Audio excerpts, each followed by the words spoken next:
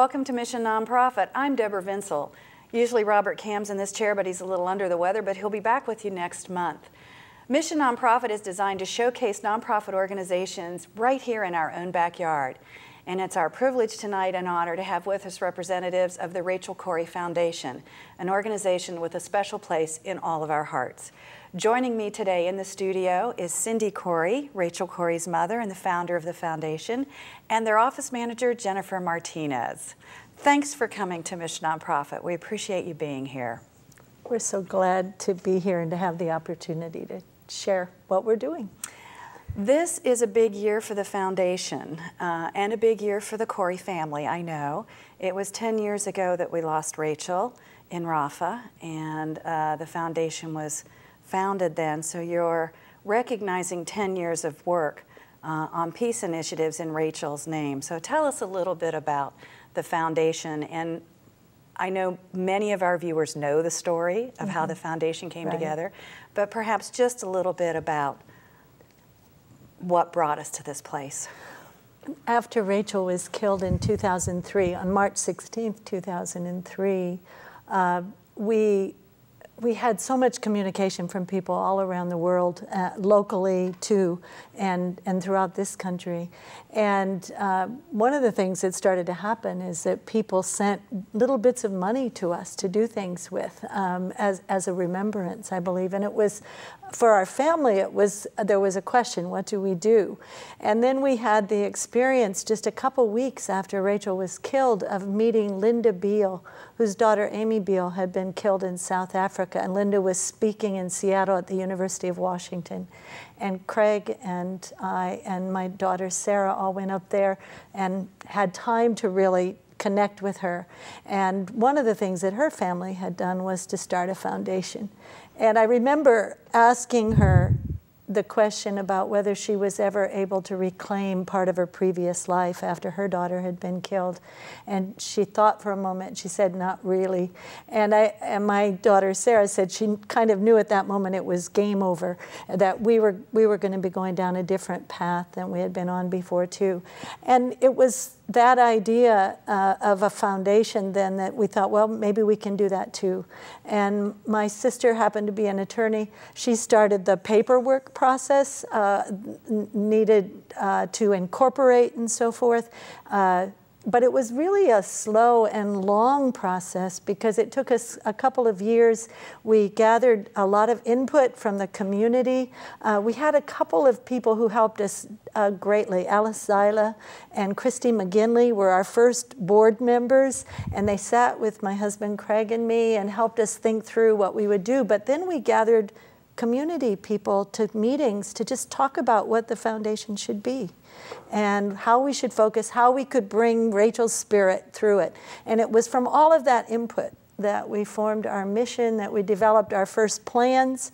Our big event really was a conference. Our first big event was a conference in 2006, so it took some time to get started. And then we've just moved on from there. And for viewers who don't know Rachel's story, she was on a peace mission in Rafah, in the Gaza Strip, and was killed in the process of protecting a Palestinian home from being bulldozed. That's right. She was with the International Solidarity Movement in 2003. A tenth of the population of Rafah in the southern Gaza Strip lost their homes from 2000 to 2004 as the Israeli military was widening a buffer zone, clearing out whole neighborhoods. And Rachel, with 7 other internationals, was standing on that day to prevent a home in which she had stayed. There were 2 families in the home, 2 brothers and their 5 young children. They were watching from a crack in the garden wall, actually, as the bulldozer approached the house. Bulldozers had stopped on other runs that day, stopped at the feet of the activists. They'd pushed one into some concertina wire, but always they'd stopped before harming the internationals that were trying to challenge these demolitions, which are they're against international law.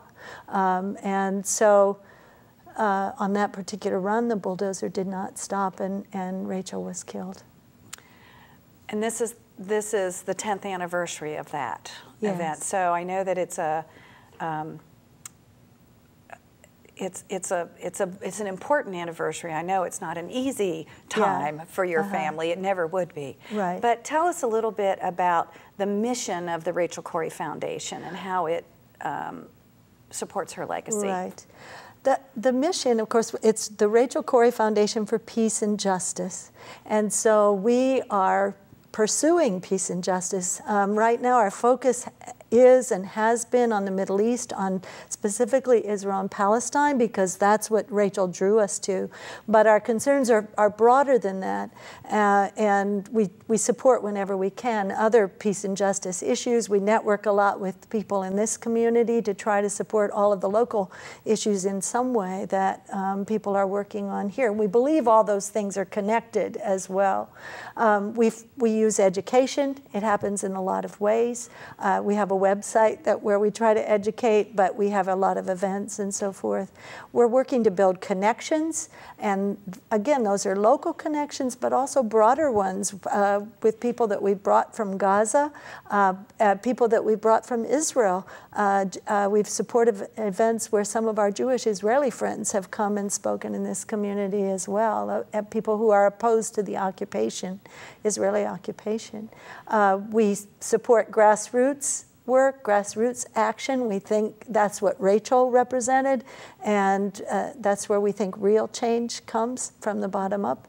And also art in the written word, because Rachel was an artist and a writer. Yeah. Well, and I'm glad you brought that up, because her writings have been used to generate a lot of different forms of art, not the least of which was a play called I'm Rachel Corrie that was opened in New York a couple of years ago, but it's been touring too. And you just mentioned to me earlier that it's touring, has recently finished a tour, is touring in Scotland.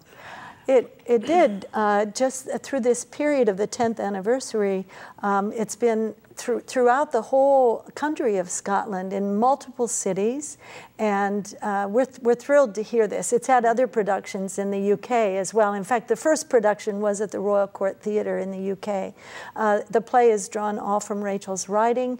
It was put together by Alan Rickman, the actor, and Catherine Viner, who's an editor at The Guardian, and they drew from Rachel's writing to create this work of art, theater art. And it's been on every continent, we believe, except Antarctica. It has been, you know, still many productions in the US and elsewhere. So it's been an amazing vehicle for sharing Rachel, but also for drawing people, I think, that might not be so interested in what's happening in this area, drawing them to it too, and helping them to see why it's important to all of us. Jennifer, I want to ask you a little bit about, I know you're fairly new to our community, you came from the East Coast, but what drew you to the Rachel Corrie Foundation, and how are you involved there? Sure. The main draw that brought me to the foundation is the grassroots piece that Cindy just spoke about. Really, any change that happens throughout history is going to start with individuals coming together and sharing those ideas, and then building a bigger movement.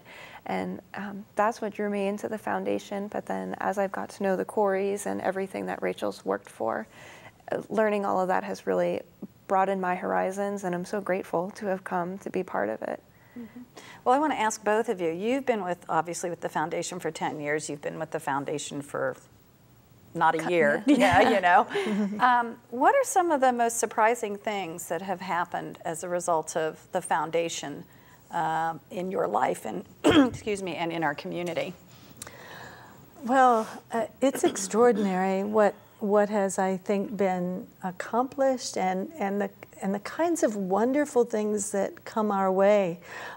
We just marked the 10th anniversary here in our community, and one of the things that we did was to bring a film called Where Should the Birds Fly? It's a film created by a Gazan woman, Fida Kishta, and Craig and I, my husband, we met Fida for the first time in Gaza in 2006, early in 2006. She has since been able to come to New York, but she was in Gaza. Her own home was destroyed in 2004. She met Rachel once. She knew others in Rafah. She was from Rafah, where Rachel was from. She was there when some of the the most violent attacks happened on the Gaza Strip in 2008 and 2009, Operation Cast Lead. And she was given a camera at some point by really friends in Europe. And I think Fida is an artist herself. She's created this film. But I thought it was so remarkable when I saw her speaking at our Olympia Film Society at the Capitol Theater. We partnered with the Olympia Film Society to bring it. And to think here was this woman that we had met in Gaza that now was in our community. And then later that night, Fida had brought a friend of hers, also from Gaza, with her, who's now has a fellowship, is studying in New Jersey. And the two of them were walking down the street in Olympia, and I looked at them and I thought about Rachel, and I thought she would be so amazed, you know, and I hope she's looking down and can see, you know, Fida and Abir walking down the streets of Olympia from the Capitol Theater. I think she'd be really pleased about that happening. So that's just one example of really extraordinary things that happen. We have the Olympia Rafa Solidarity mural. It was a huge process to create that mural, and I know that there's still people in the community that don't know what it's all about. And it's down on State Street between Capitol and Waters Street, or Columbia. Yeah. It's the big mural with the big leaves on the side. Right. And we have information, actually, if people are interested in it, we can provide them a lot of detailed information about all those leaves. But there are artists represented there and organizations represented there, not only locally here from Olympia, but also from Palestine and from Israel and from other parts of the world. So I feel like the Rachel Corrie Foundation is very local in its essence, very focused on the power of grassroots activism, but also so global. International in its reach. And that really, I think, reflects what Rachel was trying to be, what she believed in, and also what she learned from this community. Was that our community was much broader than just right here. Right. Well, I know that on Thursday, March 15th? 14th. Yeah. There was a gathering at the Capitol that included former Congressman Brian Baird and other dignitaries and international guests, and we'll talk about that in a bit. You were there to share a message to our elected officials, and we're fortunate that TCTV member Dennis Mills was able to videotape a bit of that, and we're going to see a little clip from the gathering in recognizing the Rachel Corrie Foundation and the Rachel Corrie 10th anniversary. So we'll see that now. My name is Brian Baird. Some of you know I had the great privilege to represent this area in 12 years in Congress, and tragically during that time we lost Rachel. And I want to share with Craig and Cindy a picture that they know well. That you mentioned Rachel's marching with the doves in the procession of the species. This picture following Rachel's death was on my desk every day. There weren't a lot of pictures on my desk, but this was one. And I've kept it. It was not hard for me to find because it's in a folder in my desk at home. And I kept it because the title of the folder says "The Reason." And the premise for me was this is part of why it matters so much that we speak about these issues. And I want to just share a couple of brief contextual stories. After Rachel was killed, I spent a great deal of time, as Craig and Cindy know, trying to understand what happened, introducing resolutions, advocating with our State Department, meeting with representatives of the Israeli government, etc. And a tremendously frustrating aspect of that was two frustrating aspects. One, it was tremendously difficult to get a straight story on what had happened. We were given parts of DVDs, parts of it.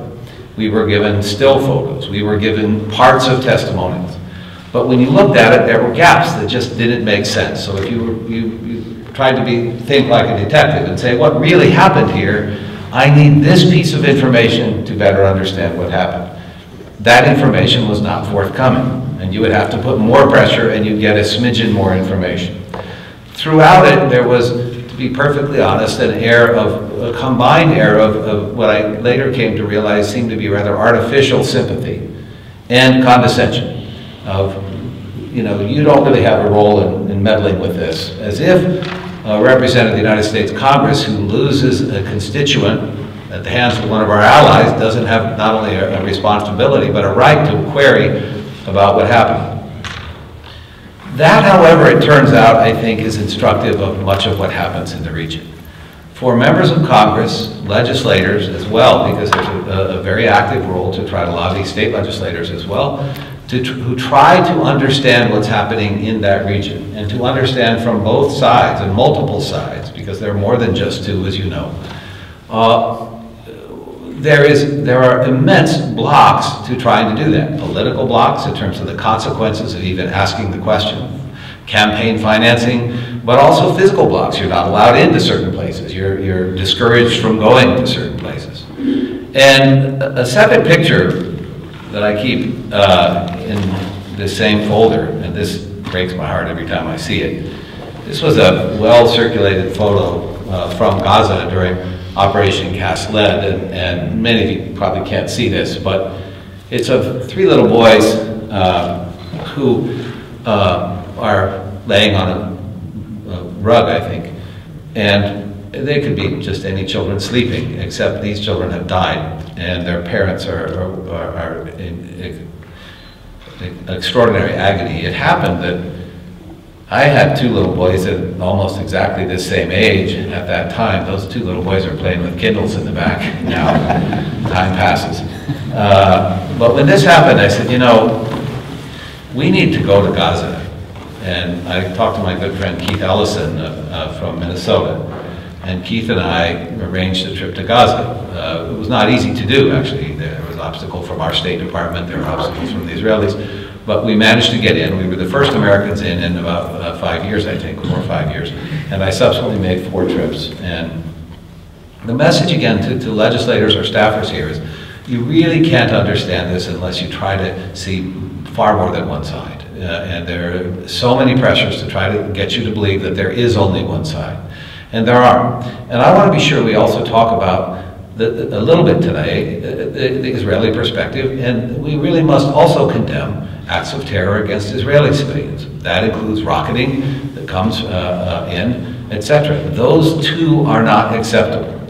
And we in the peace community, we care about rights and justice there, and indeed one of my first conversations ever with Cindy was, how would your daughter feel, this was before a week or so before Rachel was killed, how would your daughter feel about if she knew there was going to be a bomb put on a bus with civilians in Israel? And true to Craig and Cindy, and as I've come to know them, as Rachel, as I understand Rachel, Cindy said, I think she would get herself on that bus and try to stop the bomb. I want to thank Dennis Mills from our TCTV membership for providing us with that video. It looked like it was a really phenomenal event.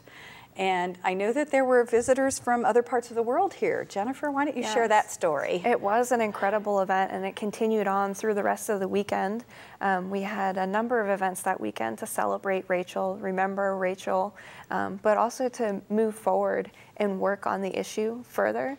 We had a guest come from Japan. He came last year as well, just to be in Olympia with us, to share with that special time that we celebrate each year and remember.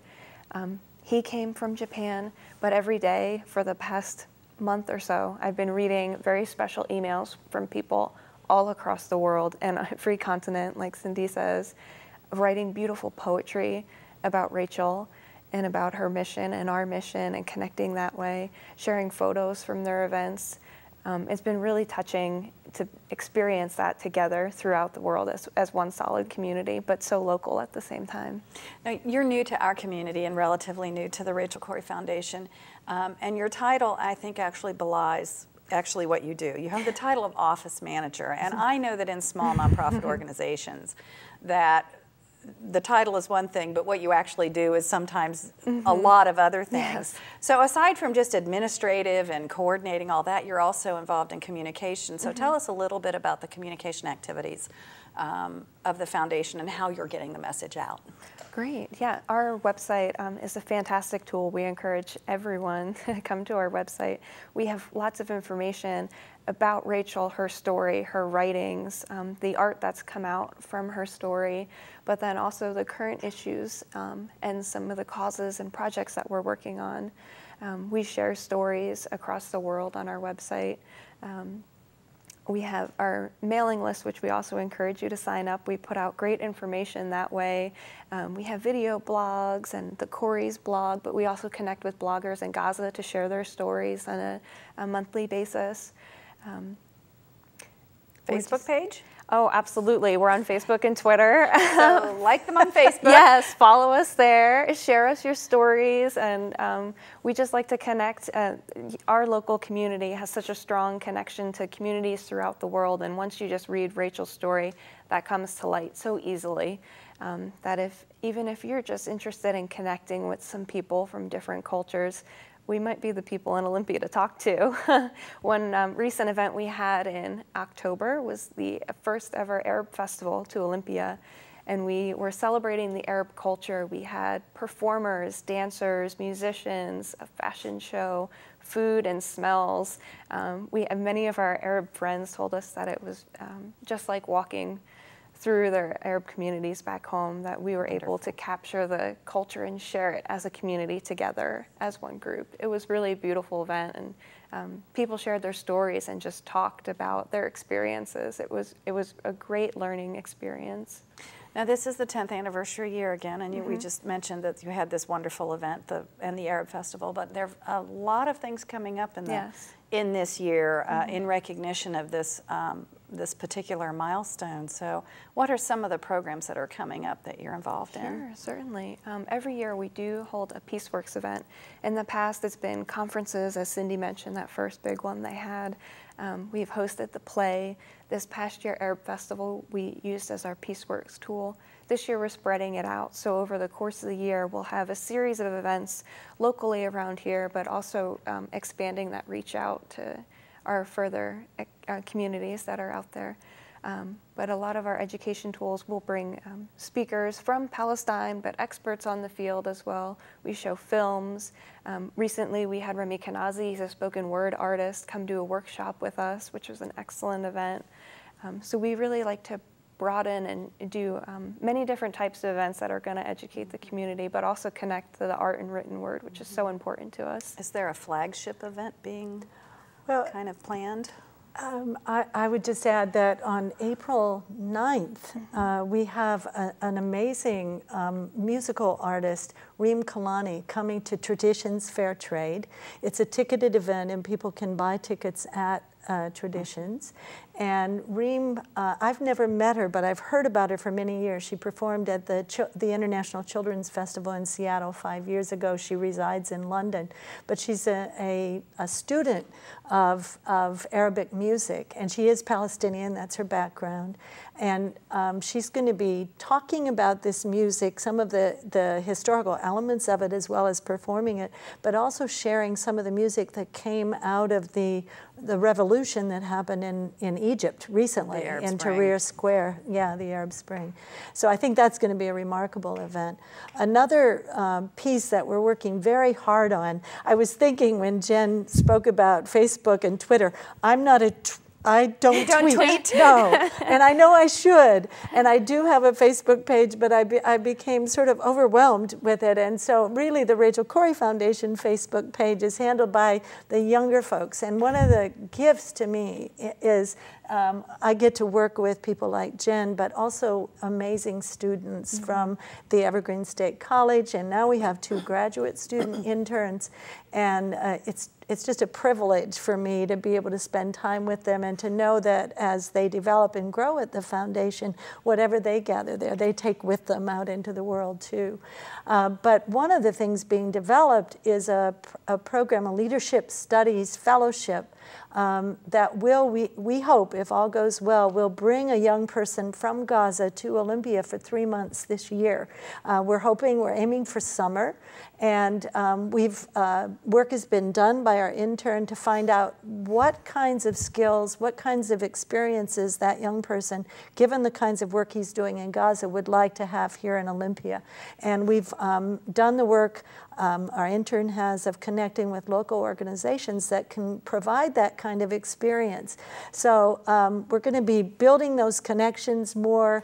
We're going to be bringing someone from Gaza and then letting them go home with new expertise, but also to have a chance just to step out of their situation a little bit. I think for all of us that have had the privilege of going there, it's been important to step in and to see what's going on and then to come back again and see how we can respond to that. And I think it's equally as important for people that are living in difficult places to have the opportunity, if they can, to step out for a time. So we're very excited about that possibility. What are the challenges in making that happen specifically? Well, getting visas and this is a young person, and for younger people particularly, to get visas to come to the United States is difficult. And we're very confident because we've thought this program through very carefully. We know this is a person that wants to come and do this work and then return and to work at home. But of course, there are always, for young men particularly, there are considerations to security. They're always scrutinized very, very carefully. And just getting to the places where they can do the visa appointments. It's easier now because there is movement from Gaza to Egypt. But it used to be almost a huge challenge just to get them to an American embassy where they could apply for their visa. That's less true right now. Yeah, there are those kinds of hurdles, of course, but we're pretty confident that this is going to happen. We've had other visitors recently, Amani and Shasi last year, who are part of a Corvallis, Oregon program that we networked with them and partnered and brought her here. So we're very hopeful about this. We're also looking forward to taking our own delegation once again during this 10th year.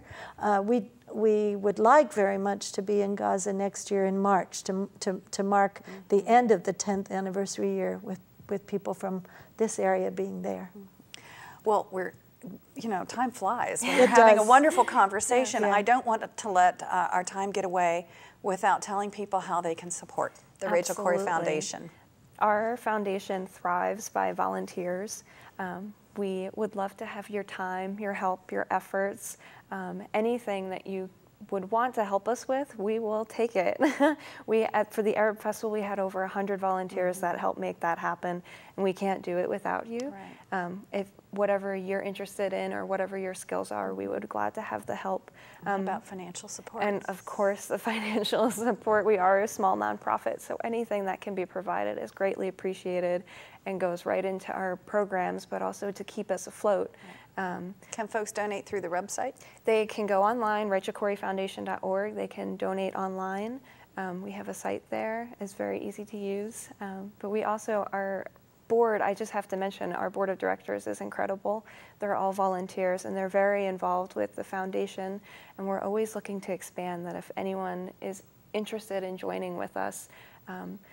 We do have an application process, of course, but we have various committees that they can help out on, and we'd love to have people join us. It'd be a great help. Great.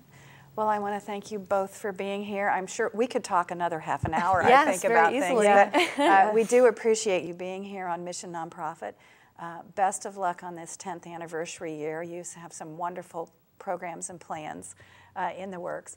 And if you'd like more information about the Rachel Corrie Foundation, go to rachelcorriefoundation.org to find out how you can contribute or volunteer. For all of us here at TCTV, I'm Deborah Vinsel. Thanks for watching. We'll see you again next month.